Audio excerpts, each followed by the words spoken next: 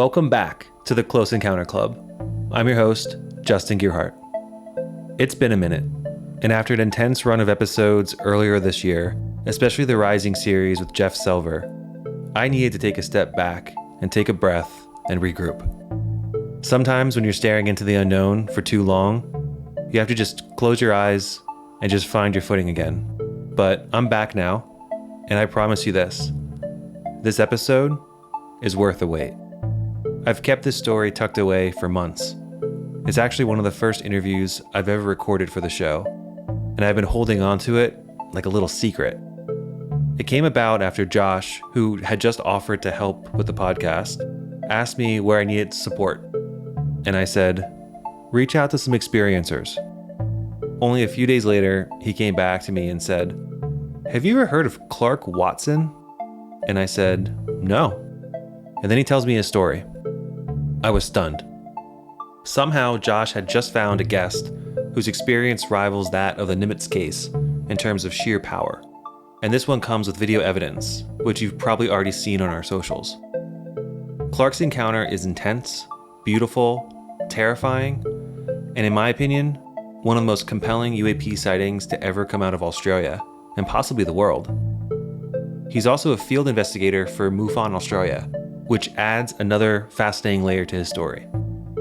But I want you to go into this a little blind. I'm not going to introduce Clark like I normally introduce guests. I just want you to listen. Like, really listen. And put yourself in Clark's shoes. I want you to feel what he felt and experience what he experienced. Man, it's good to be back. I'm amped up for this one. This is episode 10, and the title is The Wyong UFO Incident, and you're listening to the Close Encounter Club.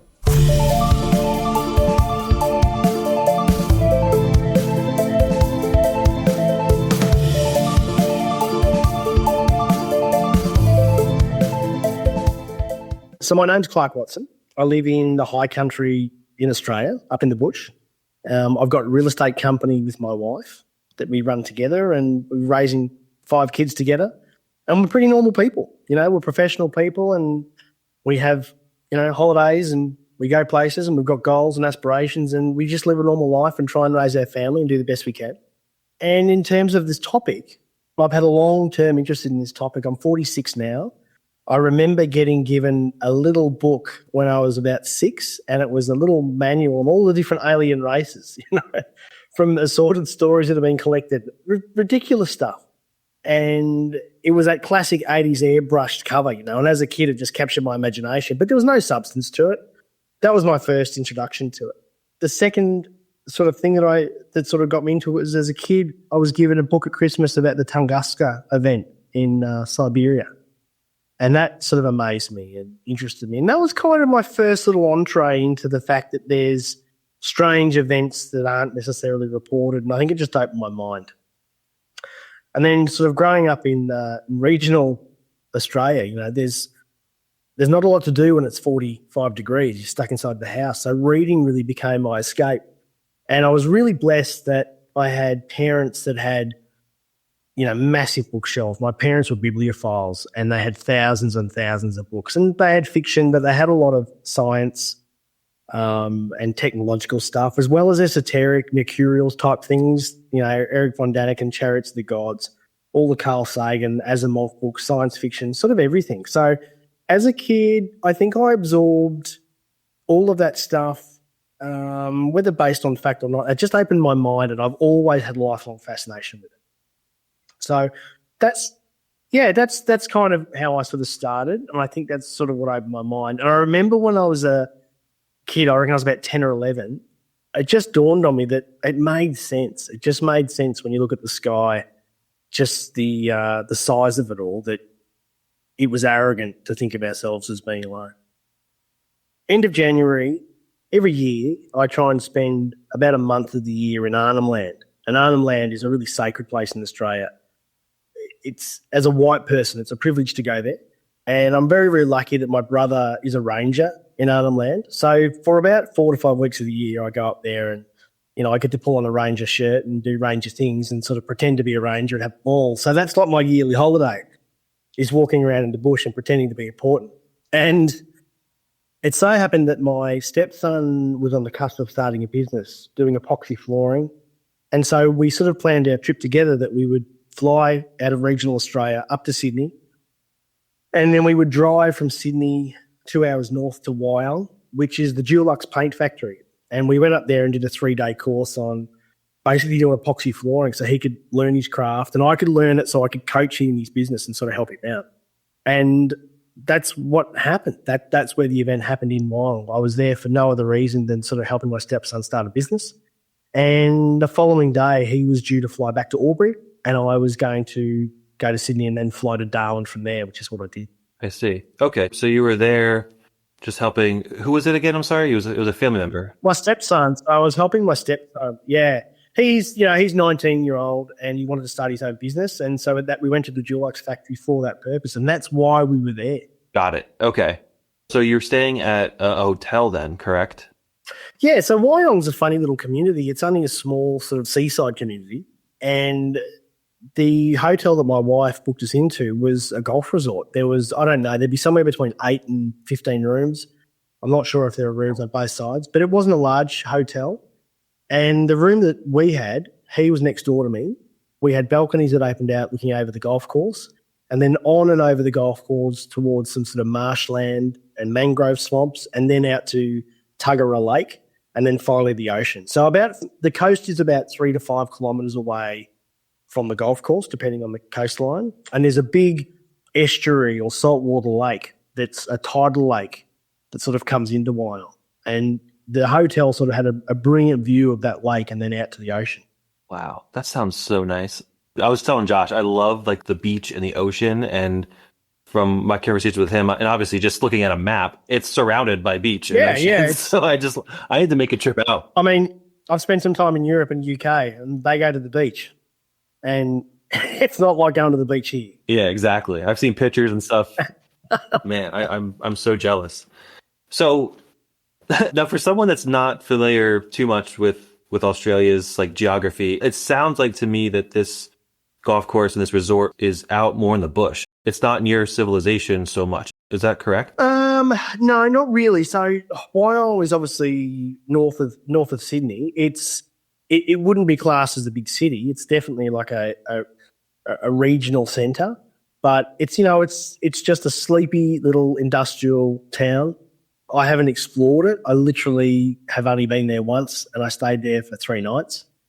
And from what I saw of it, the golf course was, right on the fringe of the town, and there was nothing between the golf course and the ocean. It was just bushland looking over it. So we had just been to the course and finished our final day. We decided to get a reasonably early night because we had to be up at 3 a.m.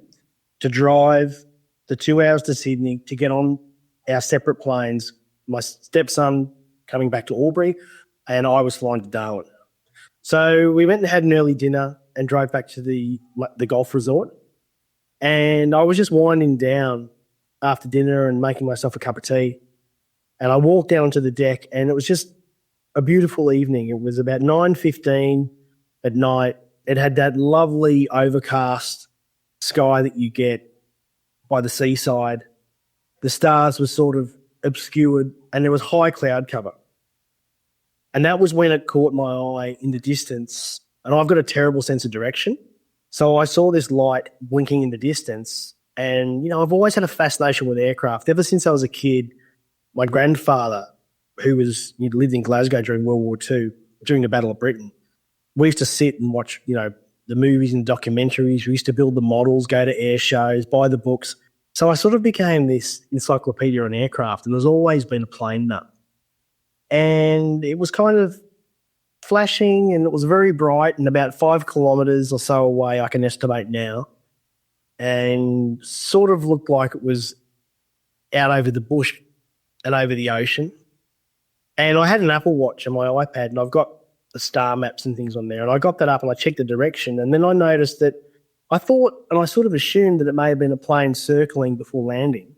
But when I actually got my watch and my iPad out, I could see that where it actually was out to sea, maybe 2 or 3 kilometres off the shore, out to sea.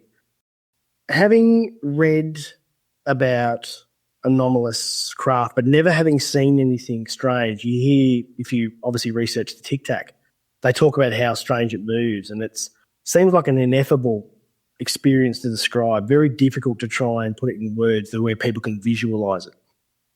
But what I did is I watched this plane circling around with its bright flashing light. I saw it jump, and I would say about 1/5 of the sky. So it would have jumped maybe a kilometre. It just jumped straight up in the air and then jumped back. And I gasped, and I knew straight away that what I was looking at was really unusual. So when it darted, it literally went up in the flash of an eye, but it left like a trail that lasted momentarily behind it.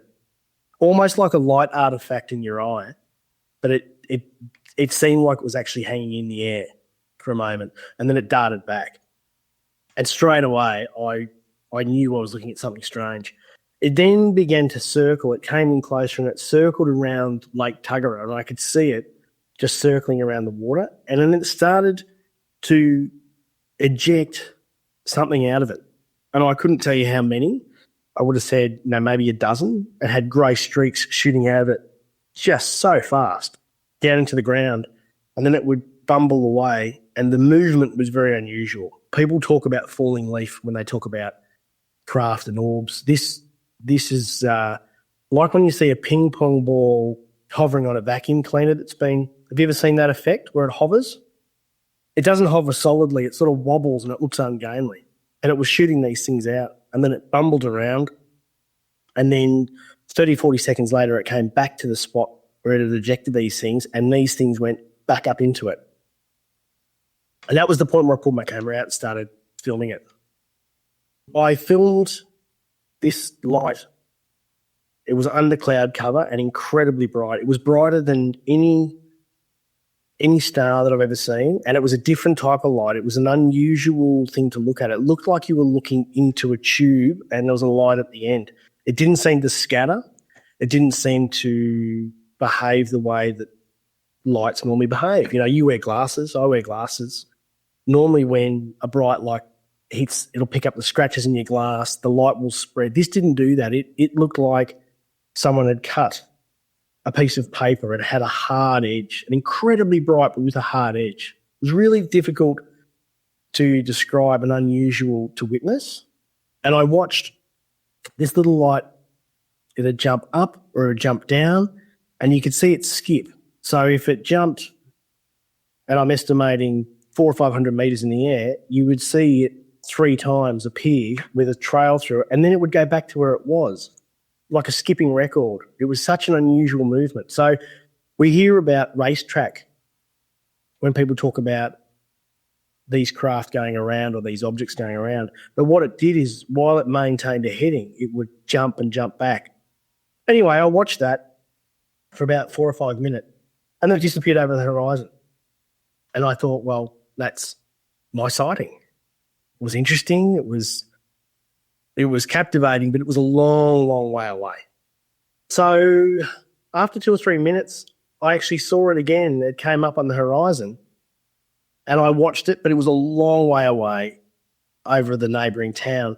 But then I noticed it started to get brighter and it started to get bigger, and it was actually coming back around in a big loop.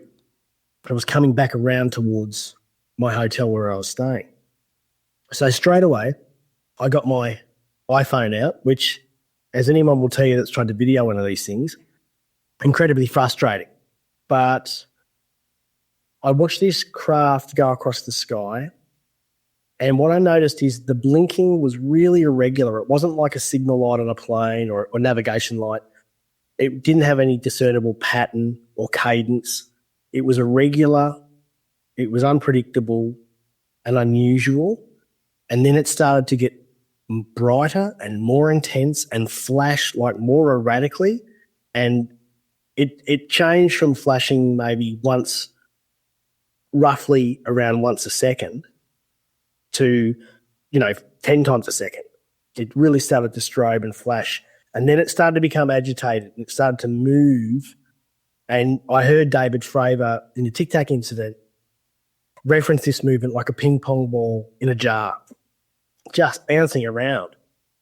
It started to behave erratically, and then all of a sudden I noticed there was another one. There was another one that came into the frame. It was high above, and I would estimate it would have been 2,000 or 3,000 feet above it. And it started flashing, and I could see both of them in the sky flashing and pinging, and they were both bouncing around in their own sort of little spot of the sky. And then they started to chase each other around the sky. And the movement, to me, instantly what came to mind is when you take your dog to the park and they chase each other around, they change direction. You know, dogs can change direction like bats, you know, they're incredible. And then they stop and they'll have a sniff and then they'll dart off again. As strange as that is an analogy for it, that is the closest thing I can sort of frame it with. These things chased, stopped, investigated, chased, all around the sky, like in your complete field of vision. It was just the most amazing thing. And the speed of these things was just absolutely mind-blowing. And I've been to air shows. I've seen the fastest planes in the world. This is, you know, it's incomparable to any of that. This is like you and I holding a laser pointer and just moving as quick as you can move your wrist. Insane.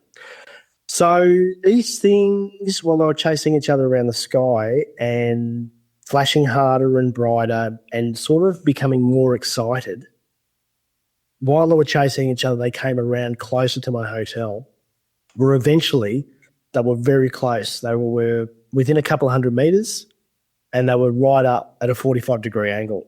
And they were incredibly bright, incredibly white. I've never seen anything in the sky that would even come close to being as bright as they were. But the really strange thing happened is that they darted around and then they came together and they like stuck together. And then they formed this giant wheel in the sky. It's really hard to describe, but if you think about a wheel comprised of the center dot, and then the spokes of the wheel are 12 or 10 maybe dots around the outside. And what these things did, you could actually see the two of them going out and in all the different angles to create a spoked wheel, but always returning to the center. And then they would return to the center, they would flash brighter. So there was always this constant center bright mass.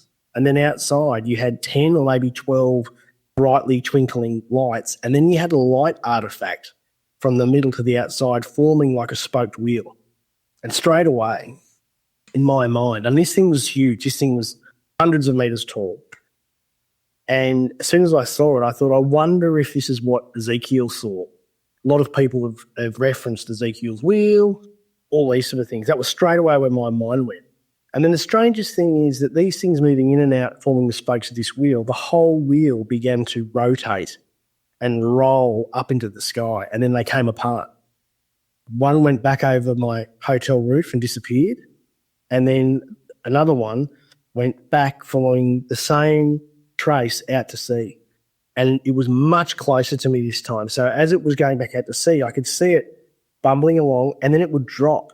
It would go pow, pow, pow in a matter of a fraction of a second. You could see it darting and dashing, and it would always return back to where it was and then keep going again.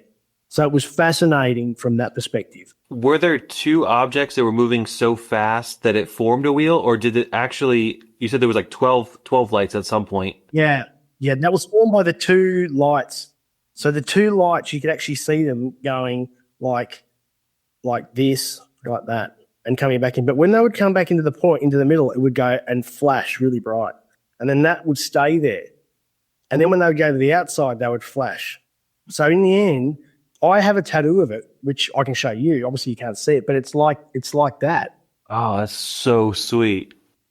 That's really cool. So I got that tattooed the next week because I knew that if I put it on my body, I would always remember how important it was to me at the time, and I wouldn't let my memory mess with what had happened. I wouldn't talk myself out of it because it was an incredibly meaningful experience. And I have to say, I'm not, nor have I ever been a religious person, but when I saw that wheel roll up into the sky, it completely broke my brain, and I had this overwhelming feeling of divinity. I've never experienced anything like it before. It was just the most incredible sensation. So the wheel rolled up into the sky and then just completely blew apart back to the two orbs. And as I said, one disappeared over the roof of my hotel and the other one I watched go out to sea. And I filmed it for a little bit. And in that video, you can actually see it jumping and darting around. The wheel does not turn out in the video at all. And that's one of the frustrating things is that, and as a MUFON investigator now, that's a common thing that we hear. People say, I was looking at the phone and looking at the object and it showed completely different things. So that was sort of what I sort of refer to as probably the first part of the experience. Okay. Yeah, I have a couple questions or just kind of maybe a little bit of comments. Yeah, go for it. The first thing is, have you ever talked to anyone else that had a similar UFO experience than that? Like as far as like the wheel goes or with like the it getting brighter, or do you feel like yours is unique? I don't think mine's unique at all. I think that Andy from that UFO podcast, he has spoken a little bit about his experience. He said he saw a Ferris wheel laid down on its side, but that's as much as I've ever heard. I saw a video on YouTube 6 months ago of exactly what I saw. I saved it, and then the next day the video was gone. I've never been able to find anything that even closely resembles it. So yeah, that was the first part of the experience. Okay. So yeah, I was torn if I was gonna watch your video before we spoke. I saved it until like an hour before we met tonight because I was like, should I watch it like in front of him or not? I was like, it could be cool content. I was really debating it or not, but I ended up watching it, and yeah, I thought it was incredible. Do you think that it captures what you experienced, even though it doesn't have the wheel in it and things like that? Like, yeah. do you think it really fully captures it, or do you think that it was not even close to what you experienced in your life? No, it's such a great, and I think it's a really important question for a number of levels. And I could probably speak on why I think that's important for hours and hours, because then we start moving into perception, consciousness, and everything else. So, you've got a CCD in your camera or your phone that collects photons, when they hit it. That's it. That's all it does. Whereas the experience itself is, ontologically shocking, is something I think we're going to come to hear about in the coming months. People are going to hear more about that. Now, from a MUFON perspective, when we interview people, I spoke to someone only very recently that had a craft 30 feet away from their window. And they could see it with their eyes, but when they videoed it, it just showed up as a blurry blob. So obviously, depending on, you can theorize that it's radiation or anything else, or if you refer to slide 9, it could be something a bit more nefarious, that it doesn't want to be filmed or it actually has control of the situation. I just think that we are so ill-equipped to make a judgment on why, but it doesn't even go close to showing what I saw. There's a couple of points in that video where you can clearly see the object jump and dart and do something, but it was doing that all the time.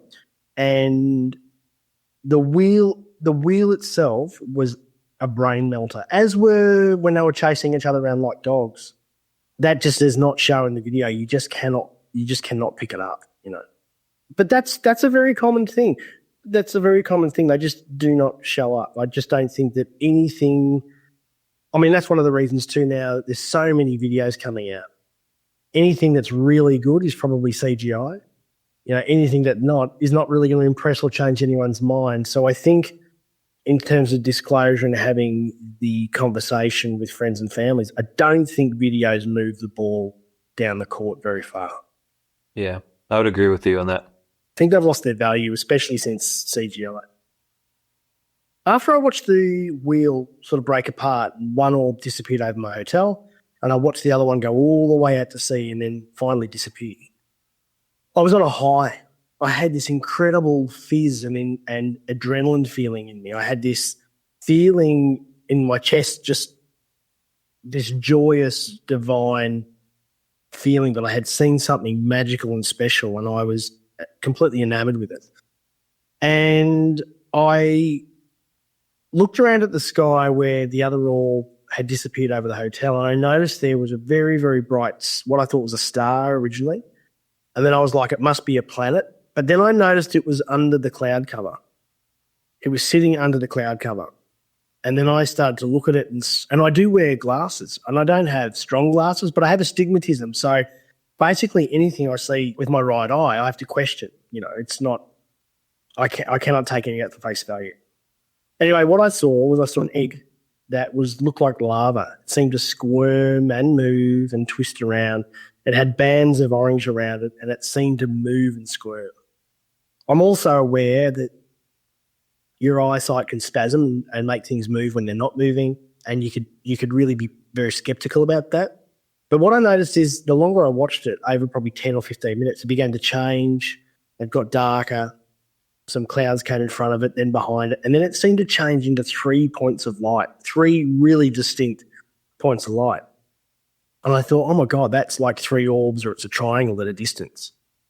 I watched it and it didn't move, and I began to talk myself out of what it was, and I was just needed a break, to be honest. I just had this experience that was melting my brain. So I went inside and I made a cup of tea, and I rang my brother. And my brother, if you remember, he's in Arnhem Land, and I was flying to meet him the following day. So I just rang him. This was about 9:30 in the evening, 9:40. And I rang my brother, and I basically walked him through the events that I've just seen this. This is what's happened. This is how I'm feeling. We had a quick discussion. His wife was there. And I walked outside with he and his wife still on the phone in one hand, a cup of tea in the other.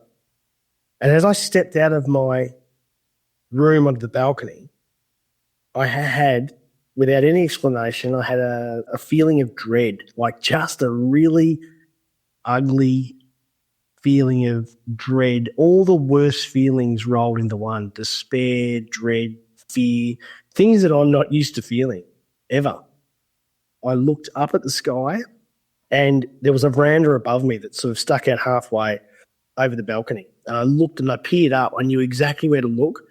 And there, sitting silently above the golf resort, was an object which I would approximate to be maybe 2 acres in size, and at about 400 feet, just hovering, just silently sitting there above the hotel.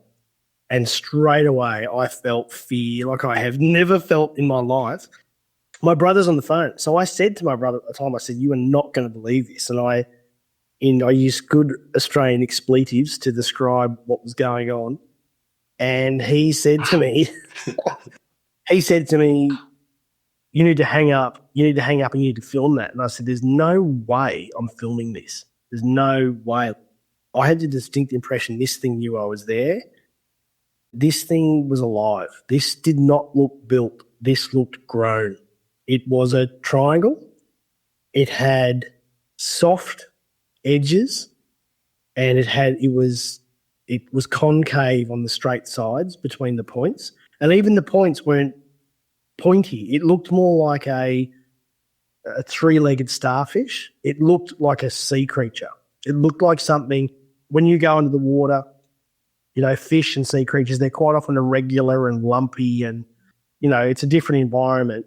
That this presented like that. It had skin that was brown and grey, like a grey lead pencil. It almost had a texture through it that was sort of halfway between the lizard skin and the fingerprint. And I got the distinct impression that this thing was organic. It had 3 lights. It had a light on each corner, but they were very small lights. They did not stand out. They were not super bright. You could walk under this thing 1,000 times and you'd never know it was there.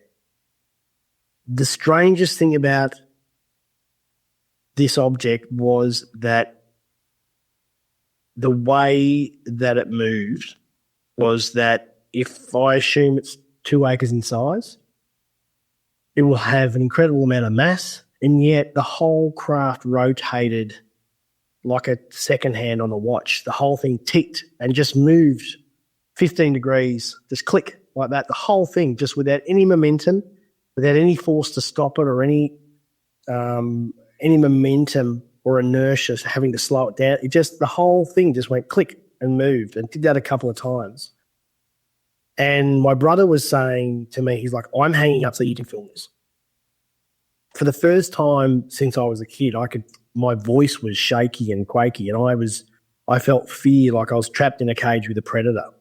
And I thought, I have to film this. So I put the camera on my phone and I went to lift my arm up to film it, and I could not physically raise my arm. I had to force and really contort my body and fight just to get my arm up. Now, whether that was my fight, flight response, whether it was something that was imposed a la slide 9, that's probably something we'll answer down the track. But what I know is in my physiology, I was having to fight like there was some force holding my arm down.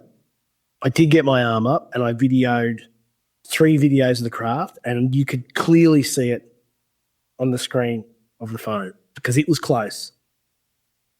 And I remember in the moment being just completely shocked that I was seeing it crystal clear on the iPhone screen. And then just as soon as I had begun filming it, I would say within 10, 15 seconds, clouds came in from nowhere and the craft just sort of phased out. But I could still see the 3 points of light. I knew it was still there, but it was invisible. And the cloud cover got more and more intense, and I filmed, and eventually the clouds came in and I couldn't see those 3 points of light. And I was completely in shock. It was diametrically opposed to the experience I had earlier with the orbs. The orbs was such a pleasurable, divine experience, whereas this was an ugly, awful, terrifying feeling. So I stepped back inside under the protection of under the supposed protection of the veranda, and I rang my brother. Now, keep in mind, my brother and I speak all the time. He's in a great reception area. I was as well. Speak every day. I've just told him about the experience that I've had. I've just told him there's a giant triangular UFO hovering above my hotel. And I've rung him, he doesn't answer. And I ring him again and he doesn't answer. And I ring and I ring and I ring and I ring and he doesn't answer. And I'm wondering, why wouldn't he answer? And then I look, and the time, I go, oh, I know why he's not answering, because it's 1:30 in the morning. He's obviously gone to bed. Now, at the time, I didn't even consider that I'd begun videoing or had seen this craft at 9:45. That didn't even come into mind. I just went, oh, okay. He's obviously in bed because it's late. So I went inside and I shut the door and went, oh, I better get to bed. I have to be up at 3. And I literally put my phone in charge and I jumped into bed and I went to sleep and didn't think about it again, which is super unusual.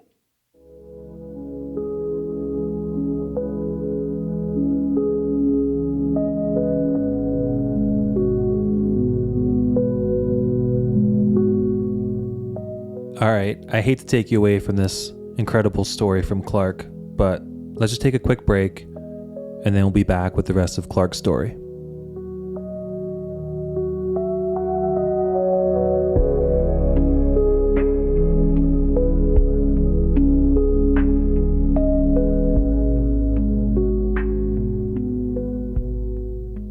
Welcome to Jaunty Haunts, the podcast about all things supernatural. After 30 years of keeping a secret, I'm finally ready to share with the world that I see ghosts. This podcast is all about getting spooky and connecting with others who might also sense, see, or feel things beyond the ordinary. Whether you're a skeptic or a believer, let's connect, share, and maybe feel a little less crazy together. You can listen to and binge Jaunty Haunts right now on Apple, Spotify, or wherever you podcast.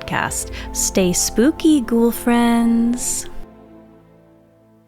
So you think that there was a time loss, you said? So about maybe 3 hours or so? Yeah, there was.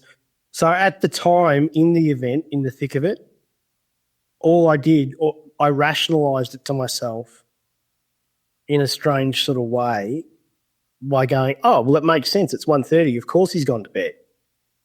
At no point did I think I was only talking to him moments ago. He's never heard me scared.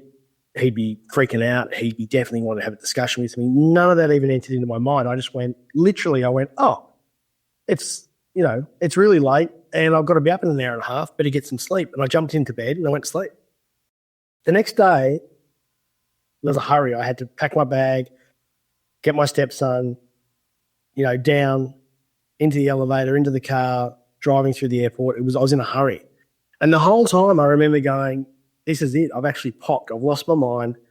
And I remember having a moment where I'm like, oh my God, I've been listening to too many podcasts. I've read too much stuff. I've lost my family. I've got a beautiful wife and wonderful children. And I'm like, I've blown my business up, my marriage, like it's all gone now. I've literally been in a mental institution by the end of the week. And I went through Sydney Airport and I got on my flight to Darwin, and I remember the relief that I felt when I pulled my iPad from my bag and it had uploaded, transferring from my phone to my iPad. And I opened it and there was the video, the orb that you watched. And I remember the elation and the relief that I had actually seen something.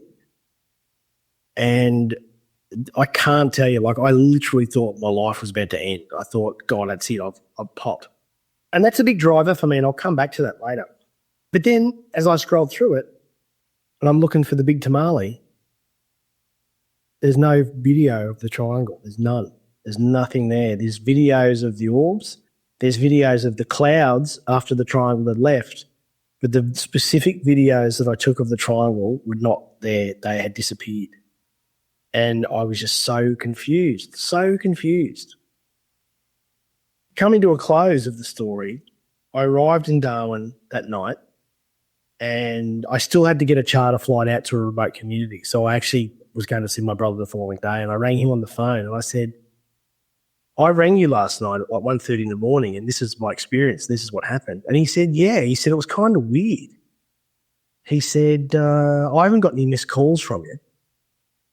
He said, but it was really strange. He said, you told us about this triangle. He said, my wife said she had never heard me scared like that, and they were both really concerned. And yet the moment they hung up, they went, oh, well, I'm pretty tuckered out. You're tired. Let's go to bed. And he said, well, you went straight to bed and went to sleep, which is super out of character. Now, that's at a distance. Wyong to Darwin is, I don't know, it's thousands of kilometres.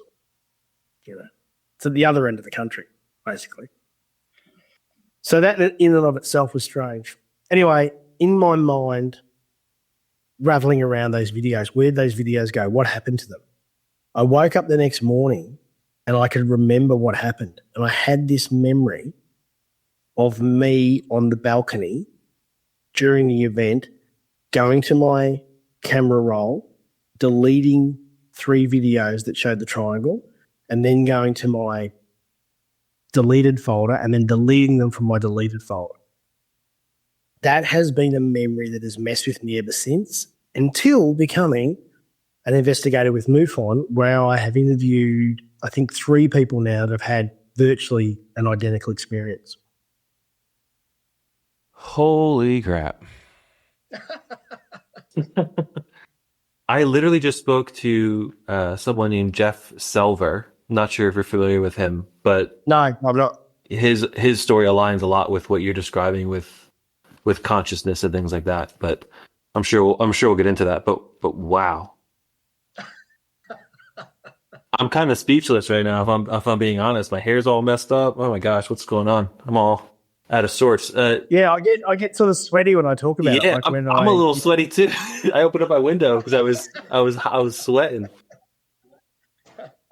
Josh, before we kind of open up the floor, do you feel like I missed anything? Do you feel like any questions you want to ask him about the story?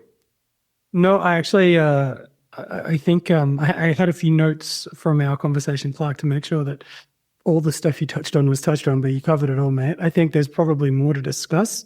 Some of those other things we talked about, Clark, next, but it's as far as that story, Justin, that's, yeah. And I feel the same. It kind of, makes me uncomfortable. If I'm being honest, it makes me sort of shuffle in my chair and feel a little uneasy. Yeah. Yeah. It's interesting because when it's a story that you read about someone seeing or having this thing, it's pretty easy to compartmentalize that. Go, oh yeah, interesting. But you don't actually ever, I never did at least, pay any attention or in mind or give any time to how it affects people psychologically and how it affects their families psychologically. Because if you're a trustworthy person and people take your word, when you tell them these things, sometimes they don't have to be there to struggle with the ontological shock. They can have, and I've been sort of using this phrase for a little while now, I think it's third-party ontological shock, is that the realisation, and I would put you probably in that category, in that you didn't have an experience, but now you know that it was real because it happened to people that you trust. Yeah. So now it's changed your worldview. And certainly I had a couple of people close to me whose worldview changed, and not necessarily for the better. And I have to say that's one of the big changes that's happened to me, is that prior to my event, I was pro-disclosure at any cost. I was blow the doors off, let's get this out there. My wife will tell you that after the event, I changed in a variety of ways. But one of the big ones was I was like, yeah, this is not something to be let loose. This is not something that everybody will be prepared for. This is something that probably should take years and years. And I think that's the beauty of having more podcasts and more stuff. It's just about letting people slowly enter the water, because I already was well versed in it, but what I saw shocked me to my core. What's fascinating too is, to me at least, is one can argue, if I put my skeptic hat on for a second, right? A lot of people that I've spoken to, they had some interest in the topic prior to their experience. Like you mentioned the Tic Tac and things like that. And a skeptic would definitely say, well, maybe because you were so entrenched into the topic of it, that's why you saw these things, right? Hypothetically. But the thing that gets me though is, like I said, my father-in-law is not researching UFOs and their behaviors and hearing these stories. He just it was foreign to him. And what he described, as you were saying it, your story, it mirrors his story 100%. So in my mind, that kind of blows up the whole idea that there's two trains of thoughts. Well, this is like a shared, I don't call it a hallucination, but like a shared experience where people just are kind of hearing words and then they're like vomiting them back out. Or this is real and everyone's experiences are real, and that's why there's so many common denominators with them. Yeah, hearing your story personally and then comparing it to my father-in-law's experience, who I know for a fact is sequestered from the UFO community, and having it line up that's pretty much proof in my mind. If it was a court of law, you have two stories that they corroborate one another. You guys don't know each other. He's not entrenched in the UFO community, and the stories line up. And that to me is just crazy. It's so fascinating. Where it gets more complicated is it does, I believe that on some level, the experience can be subjective to the individual's cultural beliefs, intellect, knowledge base, all these sort of things, but it doesn't change the fact that they're real. So this is where it begins to get really sort of screwy, is that you can have 5 or 6 people standing there witnessing an event together, and they'll talk about it all night, and the next day they wake up, 2 of them saw the same thing, 1 of them saw something completely different, and the other 3 have forgotten all about it. So there definitely seems to be a conscious element involved, and I think for us to study the topic, we need to look at it in a binary fashion of what we can believe and what we can't believe. And I think the first thing we need to understand is by looking at Newtonian physics versus quantum physics. We can navigate our world using quantum physics and Newtonian physics, but there is not a bridge between these two schools of physics that we can unify.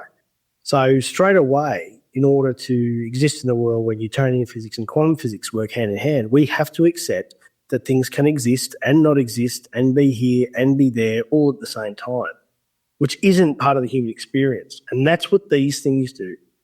They exist in a fashion that's impossible, and yet it's there. Yeah. You mentioned that the triangle looked like a sea creature in a way, like a starfish that was alive. Do you think they are hiding in our oceans? What's your opinion on that? I know that just came out in a congressional hearing in the States. There's certainly, the way that it looks is there's certainly more activity around oceans, but most of the population base is around oceans. So I don't know that the data is necessarily fair and reasonable to measure that way. But what does make sense is that if you were going to navigate, if it was a craft or a being that could travel from planet to planet in a real simplistic term, then it makes sense to use oceans because liquid is far more reliable to operating on different planets. That in to say that liquid on different planets is more similar than atmosphere on planets. Also, it's the safest place to be. You know, under the ocean is a far place safe to be than on the surface. So it just sort of makes sense. I think if we're starting to look at what's happening in disclosure, there seems to be a lot coming out of the Navy. There seems to be a lot of, seaside areas that report these things. And I mean, this is the thing, we've seen UFOs, Indigenous Australians have got a really rich culture involving different entities and lights and things like that. But again, most of it's in the coastal areas. Yeah. I would say that there's definitely a lot more interaction around the oceans.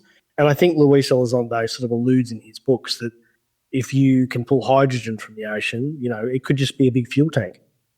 What do you think of if I'm an extraterrestrial being or species and I am living in the ocean? Now you have, a little bit over almost been 2 years, I guess, since your sighting, right?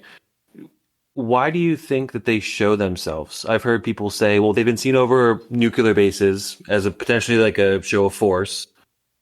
But then there's other sightings that are kind of like yours, at least with the orbs, where it seems more playful. And then you have this other experience with the triangle that is more frightening and more like a show of force. So what's your take on why are they showing themselves in these different manners? Yeah. It's such a good question, and it's an important question to ask. But I look at it now, like the more I know and the more that I research and the more that I've been involved in the space, I think that this topic is like an episode of Lost. You get always 3 or 4 more questions than you do answers. That is the problem with the scientific method. You can't replicate, you can't repeat. These things do not show up when you want them to show up. I tend to think that there's an element of our creation, as in culturally we have a hand in what we see. I think that the nuclear base thing is definitely a tie with nukes.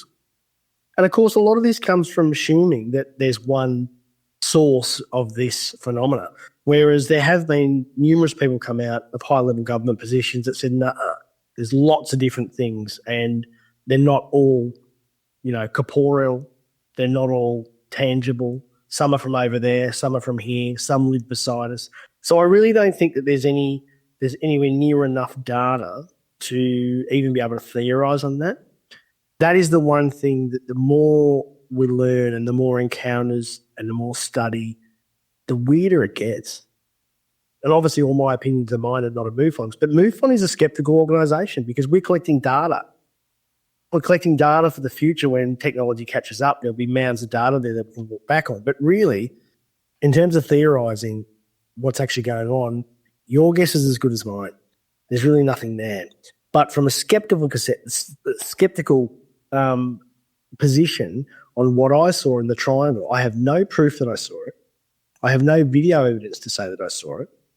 And yet, 3 weeks before I saw that craft, I was watching a documentary that spoke about 2 hunters out in the middle of the wilderness in the States, and they saw a triangular craft hovering about 100 feet above them.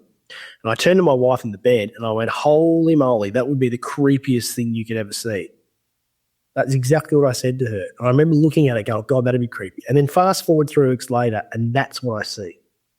So I still believe that we have a hand in creating or projecting our own ideas onto the event.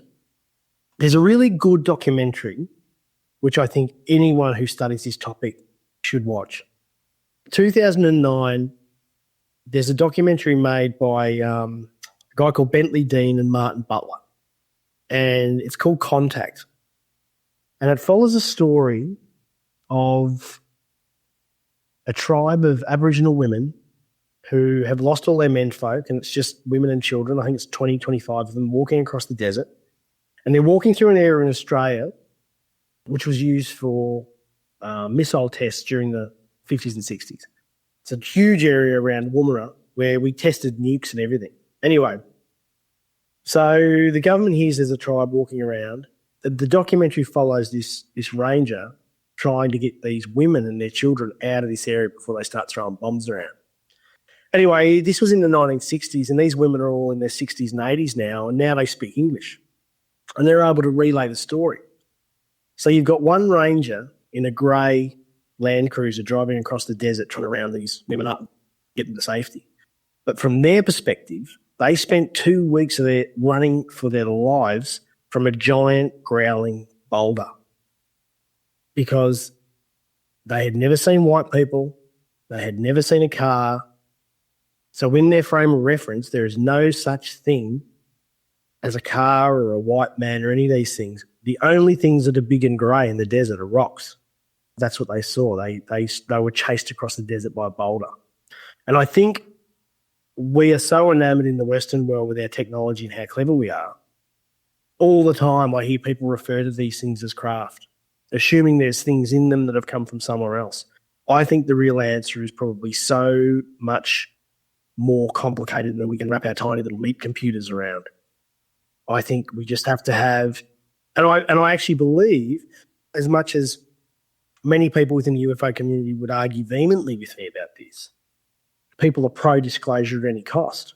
Well, it's easy to be pro-disclosure if you don't actually know what it means. Yeah, be careful what you wish for. Yeah, exactly. And I would suspect, if I had to put a pin in it, there could be something, Gary Nolan has said this a few times, there could be something icky about this. We could be in some way, we could be in a symbiotic relationship. We could actually share space with these things without being able to see our own reality. Reality is overrated. We've evolved to survive, not to see reality. And I think that is one of the reasons why some people see these craft and some people don't. It could be as simple as brain chemistry or actually your biological, mechanical situation. Let's talk about consciousness, because we've been kind of beating around the bush a little bit. I'm really curious to hear your thoughts on it, because I agree with you 100% on this, that there seems to be some sort of link with consciousness and reality and, a whole bunch of other things I'm sure we'll get into. But what is your current stance on what consciousness is, and also how it kind of plays a role into the UFO, UAP phenomenon? I believe that belief is the enemy of knowledge. So while I have theories, I try not to believe anything because I don't think we can. I think as soon as we start to say this is true or that's true, it shuts the door on so many other options. And I think that effectively, if we're a fish in a fish tank, that whole farm lab zoo theory of what we are. If we're a fish in a fish tank, whoever's looking after the fish tank puts plants and little buildings and rocks and everything we need, but it doesn't ever give us the tools to look outside the fish tank. And that fish tank could be on a bookshelf, in a house or on a boat, in the middle of the ocean, on a planet in the solar system. Is that of any use to the fish? Does the fish's experience, is it enriched by knowing these things? And maybe it isn't. So the first thing in using that as my leaping off point is I think we're probably in a constructed reality. I think that the constraints of our reality are probably designed to keep us where we are. I mean, the three-body problem touches on hidden sciences. And I think religion, there's a lot of UFO investigators that end up coming full circle. First, it's all science, what's replicatable, what's provable. Then obviously the deeper you get into this subject, you realise that doesn't work anymore. That does not suffice. It does not help us. And that whole thing of extraordinary claims requiring extraordinary evidence is used to debunk the topic when it should be used to study it. Extraordinary claims require extraordinary study, extraordinary funding, extraordinarily brave people to look into it. So from that perspective, I think that we are probably in some sort of construct. I think that the world religions, many if not most or even all of the world's religions, are probably based on interactions with whatever this is. Because what we know is that kids in Mexico see Mary and people over here see Roman shields in the sky and people over there see Quetzalcoatl. Whatever it is, it seems to be different shades and flavours of the same thing. So simulation theory is obviously, I think, one hypothesis that would answer everything. Whatever simulation theory looks like to us, I think we are on the cusp with AI of being able to create something that is so powerful that it may actually be able to give us more insight to how our reality actually works. But in terms of consciousness, I don't think we're local. Have you ever heard of the double slit experiment? Are you familiar with that at all? Yeah, so again, the double slit experiment really reinforces that theory, that observation changes. It's like that our world renders as we experience it. So if a tree falls in the forest and no one's there to hear it, the tree doesn't exist and it doesn't fall. Have either of you heard of Donald Hoffman? He's a cognitive psychologist. No. I've just started reading his book and I'd highly recommend it. I think he's from the University of California, but he's written a book on cognitive psychology, which basically says that from an evolutionary standpoint, it's not advantageous for us to perceive reality as it truly is, that it actually is more advantageous of us to perceive reality in a very specific way, right? It sort of goes back to that survival of the fittest sort of idea. But yeah, his sort of point is that we're misunderstanding our relationship with objective reality and that evolution has cloaked us in a perpetual virtual reality state, effectively for our own good. It's quite a new theory. I think he wrote the book about 2 or 3 years ago, and I've only just started reading it. A lot of what he's put forward now is peer-reviewed, and I think he's a very interesting person to think about, but it does go into that whole theory of, objective reality versus perceived reality and the payoff strategies, which, sort of focus on that survival value. But it's another theory that could potentially connect your sort of quantum physics with Newtonian or material physics. And I think, along with simulation theory, it's a very interesting subject to explore in this context. Yeah, I would definitely agree with that. I think George Knapp had an interesting take on this where, George Knapp has more right to disclosure than probably any living person. He stuck his head above the parapet when no one was interested, and yet he had the cajones to do it, and I have unlimited respect for the man. And yet, last year I saw he and Corbell having a disagreement where Corbell was, enthusiastic, like he is, about disclosure at any cost. And George Knapp basically said, well, hang on a minute, you haven't considered it. Like, what if the fact is that there's creatures living all around us, beside us, sharing the space with us, and they're watching Nan on the toilet and sharing our most private and intimate moments? Like, is that something that is of value to your mother, your sister, your granny? Is it going to enrich or detract from their experience? A lot of people charge into this topic to blow the lid off of it. And the more and more and more and more they learn, the colder they get about disclosure. And within government especially, Jimmy Carter and Eisenhower and other people famously have got to the top of the information tree only to go, you know what, I'll leave this for somebody else to worry about. So from that perspective, I think that it's, I think we've got to be very careful, as you said before, Justin, we're really careful what we wish for. Disclosure should be a process. It should be generational, and it is not necessarily what we need, which is why the focus of my attention now is not on disclosure, because I think that is coming, especially with what's happening in politics. So for me, my main agenda now is to try and push our government to build a mental health framework to begin to support people that go through these events, because being an experiencer is lonely, it is shocking, it is confusing, and even if you are in control, completely in control of your mental faculties, nothing can prepare you for this. It's interesting, too. I want to jump in there because when I started this podcast, I selfishly started it for my own curiosity. And after the first few interviewers, all of them said thank you to me. And I was like, why are you thanking me? I should be thanking you. Like, you're taking time out of your day to help me in this podcast. And they just said, you're giving us a voice and you're letting us just talking about it to someone that is understanding is so helpful. So yeah, I think that's really important. And I guess a question I would have for you, both of you really, is what is Australia's stance on UFOs and UAPs, and what is the government doing over there to help with this topic, and also, like you said, the mental health of experiencers? Yeah, nothing really. There's nothing happening. Our political system is very different to yours because we're still in a monarchy at the moment. Your constitution is a beautiful thing. It's a beautiful, beautiful document. And, the whole world's jealous of the American Constitution. And in our country, there just is not enough access to be able to get topics under Freedom of Information Act. Grant Levac here in Australia, he's the king of FOIA here in Australia. He does a great job. But he has much thicker skin than I have. He will bang his head against that wall and keep pushing to get things out, and he does. But in Australia, it's not well supported. Getting in front of politicians is almost impossible. I've written hundreds of letters to dozens and dozens of politicians in the right specific areas that I want to speak to.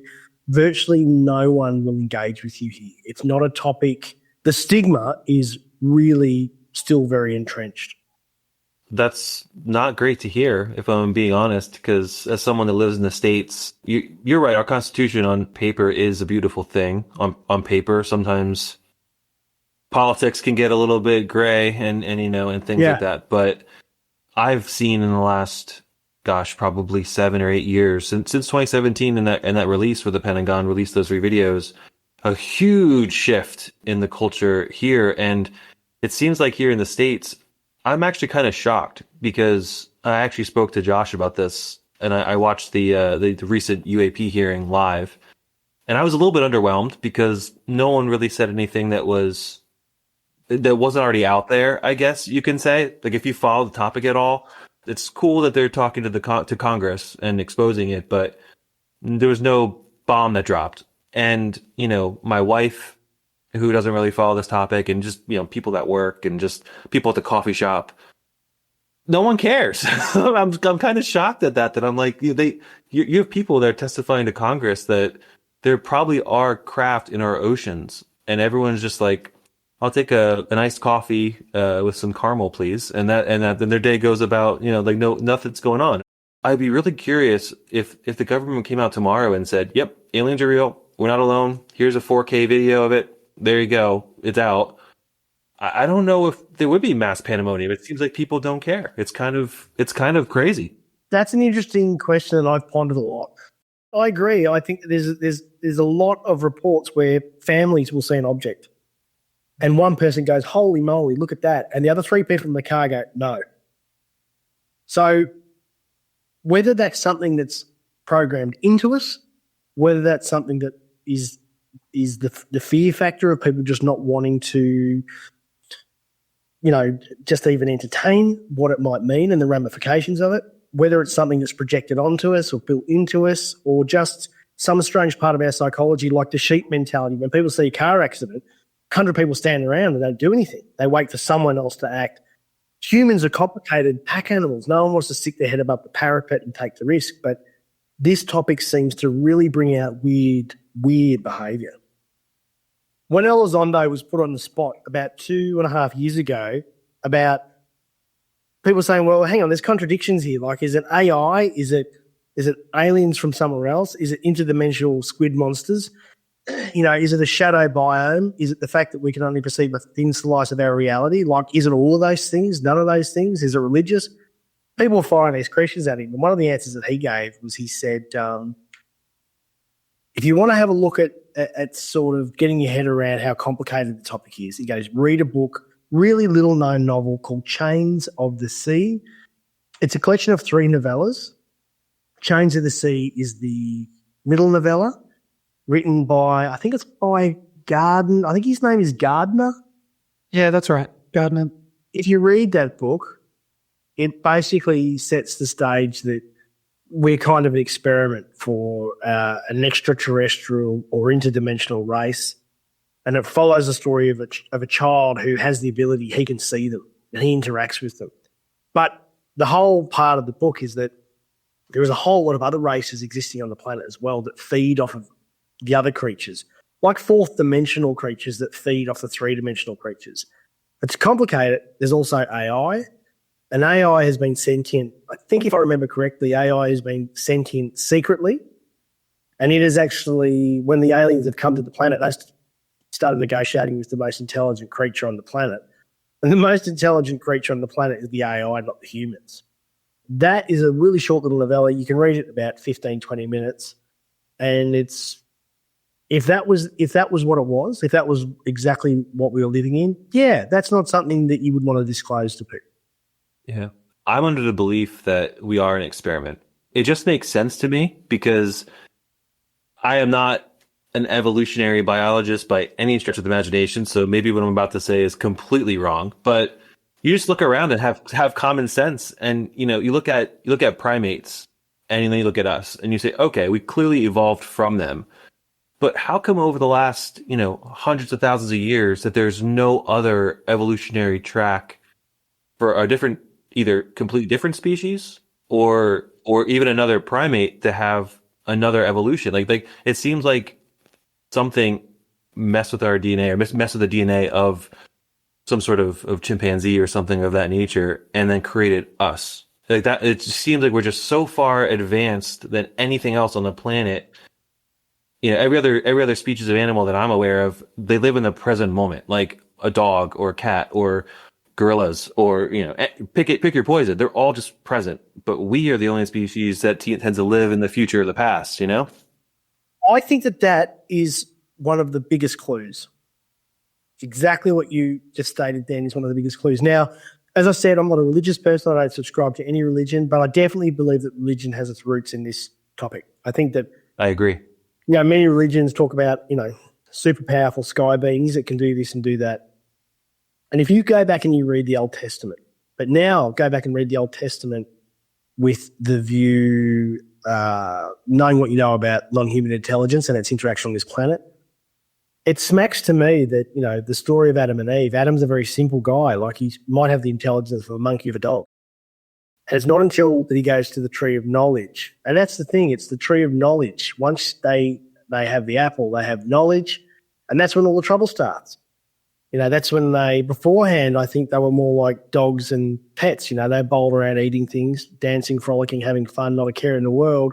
But as soon as the creature has knowledge, it starts to think about the future. Instead of thinking about the food that it's eating now, it's like, holy shit, will there be food tomorrow? And what about the next day? And what if it runs out? And then all of a sudden you start to have a creature that plans and worries and all the rest of it. So I think a lot of these, the same thing would be said in Greek mythology with Prometheus giving man fire. Zeus is quite happy for humans to be thick as bricks, and then Prometheus gives us fire, which, in the same vernacular, you could say, well, maybe that's the same sort of thing. I think that you are on the money. I think we've been tampered with on some level. And I come back to that farm lab zoo hypothesis that Gary Nolan talks about. If we look at it holistically from a helicopter view, what a lot of religions have in common, there's a creation myth, there's flood myths, there's apocalyptic myths, there's all these sort of things. And if you, from my perspective, and again, not being a Christian theologian or anything even resembling it, my take reading the Old and the New Testament from an agnostic viewpoint is that the Bible is the story of the evolution of the Creator. Old Testament God's cranky. He gets upset. He throws tantrums. He sets humans against each other. It's like he's learning his way. And it's not until New Testament when he sends, Jesus, or he comes to live amongst us as a human, that he understands the human condition. So all these parables and stories, if you look at the parallels to other religions and other stories, there's a theme there. And I reckon that we need to not look so skeptically at the timelines and the interference and the abuse of power in religion and all the terrible things that we can pick apart. But if we just look at some of the data points that line up and focus on those, I think there's a bit of meat on the bone there and certainly stuff to look at deeper.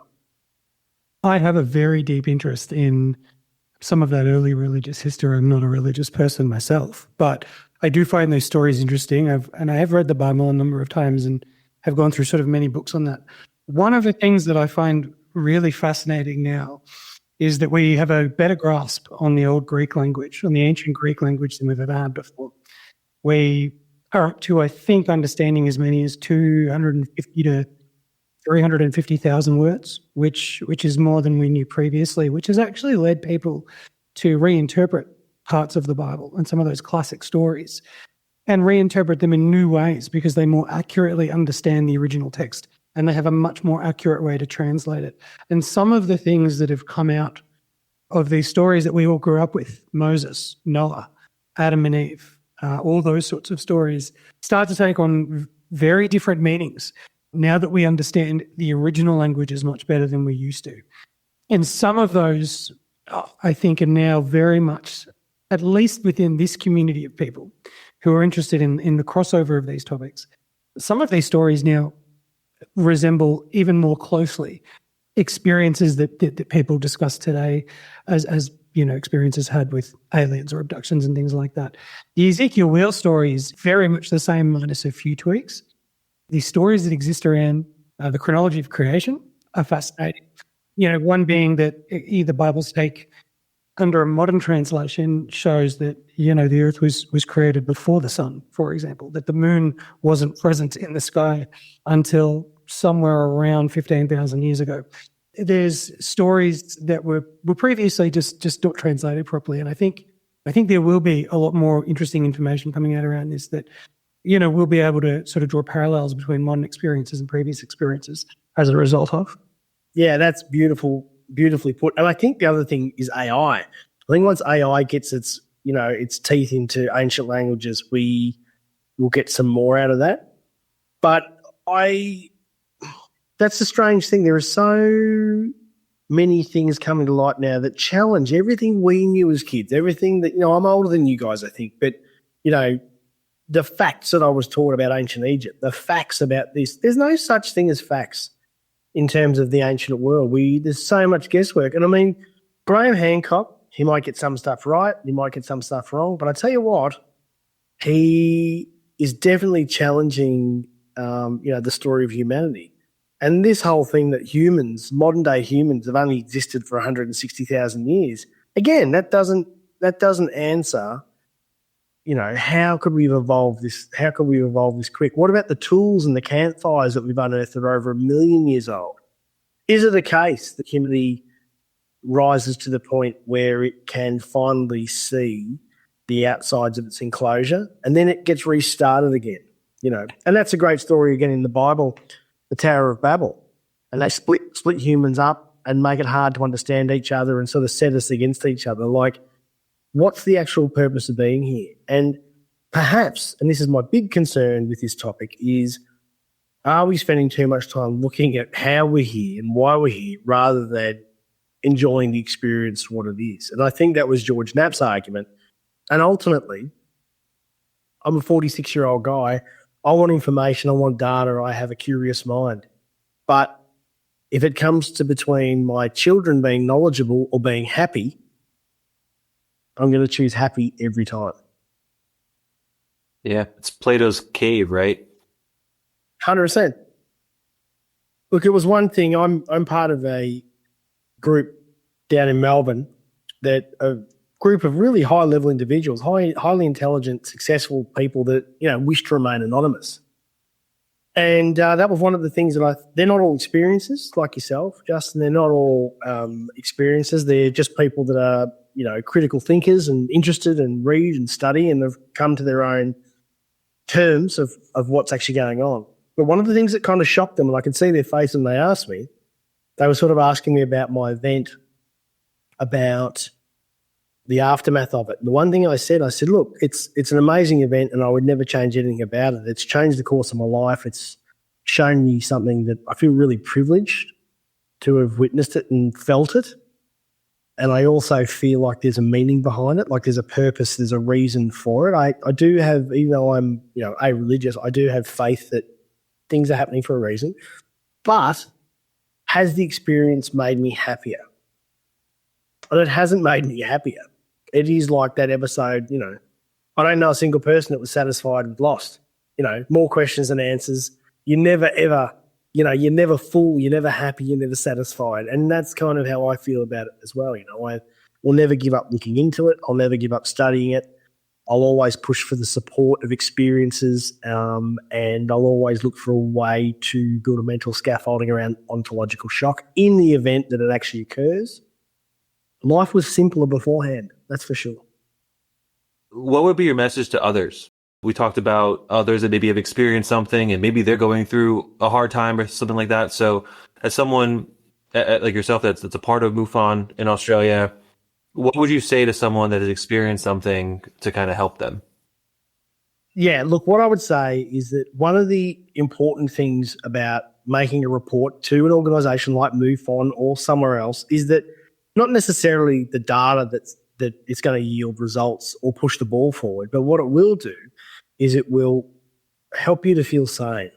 It'll reassure you that these are real experiences that other people are having. And being an experiencer can be really lonely, can be really, really lonely because there are no resources, there's nowhere you can go to get the answers. And many people, I was different. I went home and told my family and I had incredible support, but there are a lot of people, especially religious people, that will not tell their wives or their husbands or their children or their parents. They will just keep it quiet. And so they suffer alone wondering if it really happened, if it's a mental issue, if they've been chosen for something, if there's a purpose, if there's something they should be doing that they're not. It opens all these questions up. So one of the best things you can do is report your experience. And I find when I'm doing witness reports, the best thing about it for me personally is hearing the relief of the experiences during the call when they say, oh my God, I feel so good getting this off my chest. And just the validation of what they have seen is, in lieu of a better word, it's normal. In terms of anyone investigating this topic, I reckon that's almost as important to cover. Whether or not you're an experiencer or you're just interested in the topic, I think something you really want to consider is building some mental scaffolding for yourself. You need to have enforced breaks where you walk away from the topic for periods of time. I have a psychologist that I see regularly because the fact is that everybody that I love and adore exists in the material world. They exist here. And in my mind, I'm questioning my reality. I'm questioning how time works. I'm questioning free will. All these things are rattling around in my head. But everybody that I love and care for exists in the material world. So I will never, ever allow myself to become untethered from that. So I think if you're going to study this seriously, you're going to get involved. You're going to come across questions and answers that can leave you feeling uncomfortable and a bit lost, sometimes even scared.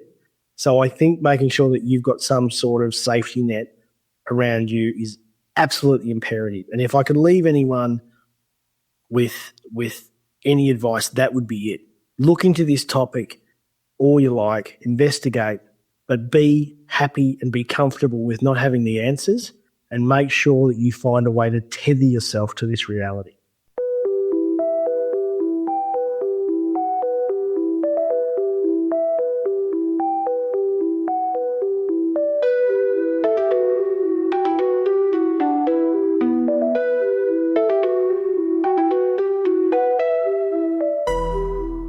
I don't know about all of you, but when Clark spoke at the end there, it felt like he was speaking directly to me.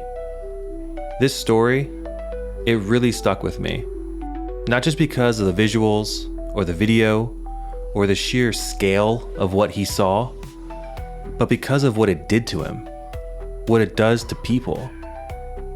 When the veil slips and we catch even a glimpse of what might be on the other side, it changes us, and not always in ways that we can predict. I took a break from this show recently because I need to take a step back and breathe. Between work, school, family, and diving headfirst into this podcast every week, I hit a wall. And I know I'm not the only one in that. These stories, these experiences, they don't just entertain, they challenge us. And they can overwhelm, but they can also inspire and even shake the foundation of what we think we know. So, wherever you are, whatever brought you here, please take care of yourself. Like Clark said, stay tethered.